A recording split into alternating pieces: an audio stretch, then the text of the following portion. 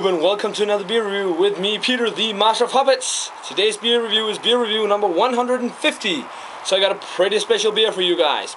I chose a beer from one of my all-time favorite breweries. It's gonna be a beer from Mikkeller. It's fairly rare beer, I think. It's the Mikkeller Barrel Aged 1000 IBU.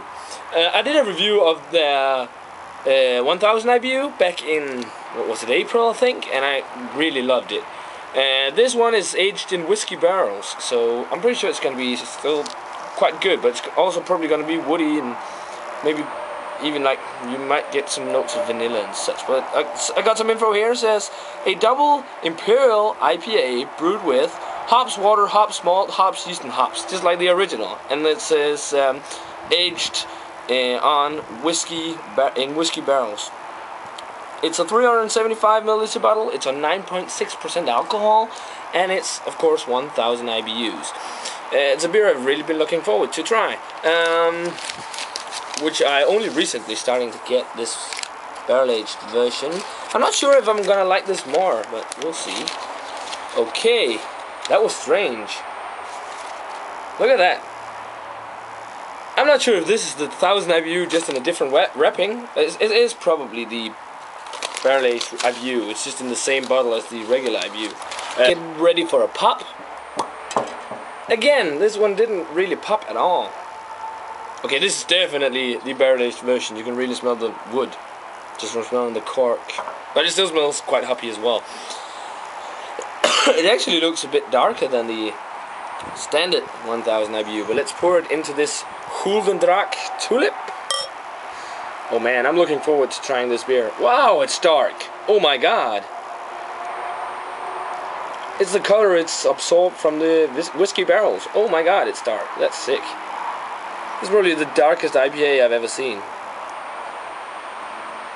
And you know what? All of the beer fits in this glass. It's a very small bottle, and I paid 100 kroners for it.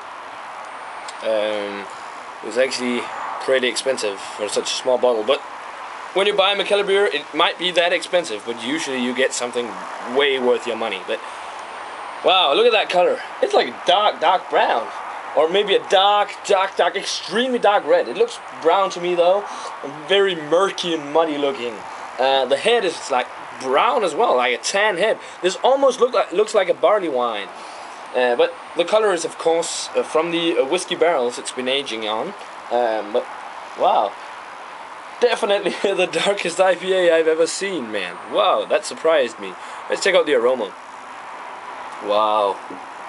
Oh, this smells super hoppy. Super hoppy, really. Oh my god.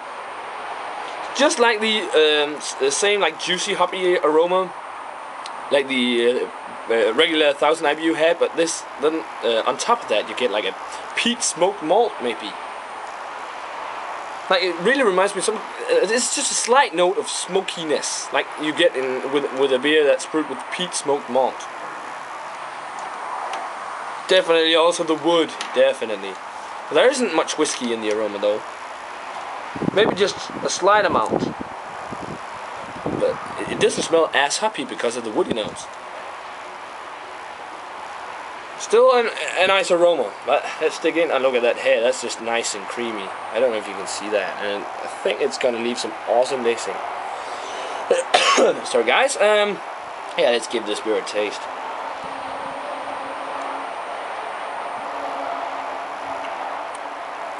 Wow, that is unique. It's even smoky. Wow, I've never tasted a double IPA or imperial IPA like this. Wow.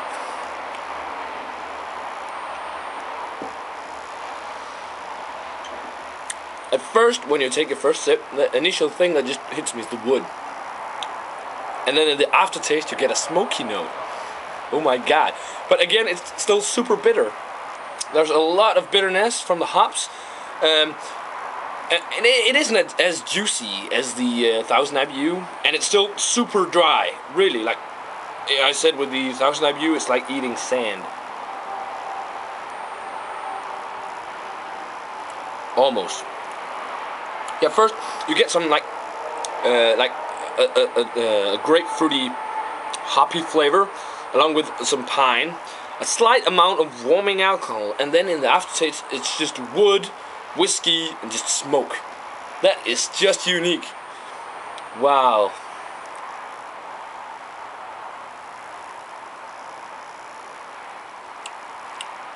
This is probably the most unique double IPA I've ever had.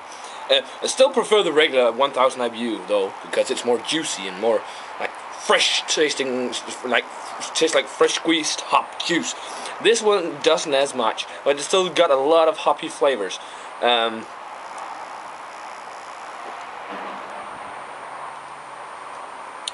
The alcohol is also more present in this one compared to the regular 1000 IBU. But oh my god, I just can't believe that smoky note in the aftertaste. That is just strange, because that's not a thing you're used to at all when tasting beers like this, like an IPA. But wow, that's just a creamy looking head now. Even though it's a small lace, it's just like so creamy looking. The body is actually like almost full. It's like bordering on medium, it's just bordering on being full with a nice creamy head, and the mouthfeel is very, very dry, really dry. So it is a quite different IPA. I've never had an IPA like this, really. This is very unique.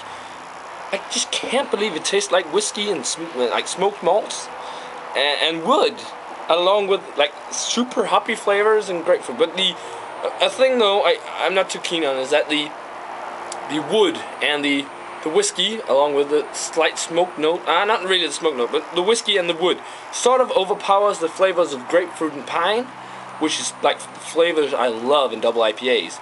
But still, it is really good. Not as good as the 1000 IBU though. I still prefer the 1000 IBU. It is still a good beer, but it really confuses your taste buds, because that when you take the first sip, that's not what you expect at all. Not the smoky flavor and such. Rating wise, I'm gonna rate it an 88. I still prefer the 1000 IBU, which I rated a 95, which was awesome, but this one is really good as well. Don't get me wrong, but the thing I'm not too keen on is that the wood and the whiskey sort of overpowers the flavor of piney and grapefruity hops and that. And that's really a flavor I love to get in IPAs, but I'm pretty sure people who don't like IPAs and like love barrel-aged beers would love this, really. But still, it's an awesome beer. Definitely worth giving a go if you can get it. So an 88 for the barrel-aged Mikkeller 1000 IBU. An 88. That was my beer review number 150. Been awesome so far, guys. Keep subscribing, commenting, watching, thumbs up, and all that stuff. And I'm gonna be back soon with even more beer reviews. Cheers, guys. And I'll see you in the next beer review.